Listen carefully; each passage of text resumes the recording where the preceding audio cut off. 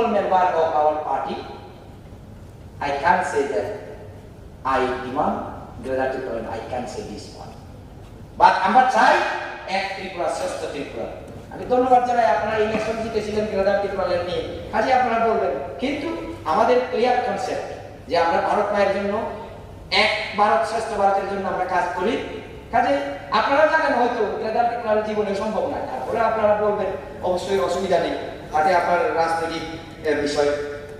কিন্তু আমি অনুরোধ করবো, বিভেদ করবেন না, আসুন একসাথে ঘুরি, একসাথে চলি, একসাথে বসবাস করি এবং আগামী ভারতবর্ষকে সুন্দর একটা ভারতবর্ষ, সুন্দর একটা ত্রিপুরা রাজ্য গড়ার মাধ্যমে কিভাবে আমরা সবাই সুন্দরভাবে চলতে পারি, বাঁচতে পারি, তার চিন্তা ভাবনা করে সুন্দর পজিটিভ দৃষ্টিভঙ্গি নিয়ে চলি।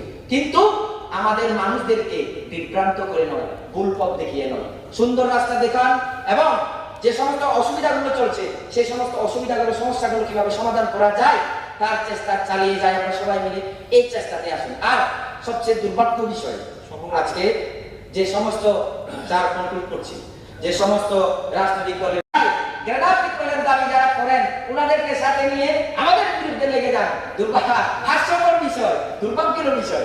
কাজে আমি সেই দলের লোকদেরকে রিকোয়েস্ট করবো, প্লিজ ডিভাইড করবেন না রাজ্যটা।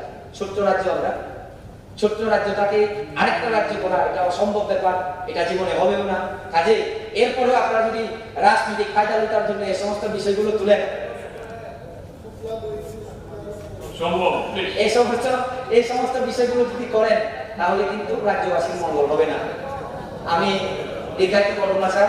সর্বোপরি এই বাজেটকে আমি সুন্দর বাজেট এবং সবাইকে এই বাজেটটাকে সমর্থন করে সুন্দরভাবে রাজ্যবাসীর কাছে একটা সুন্দর মেসেজ দেওয়ার জন্য অনুরোধ করে আমার বক্তব্য মাননীয় মুখ্যমন্ত্রী, মাননীয় অর্থমন্ত্রী মহোদয়কে ধন্যবাদ জানিয়ে এখানে শেষ করছি।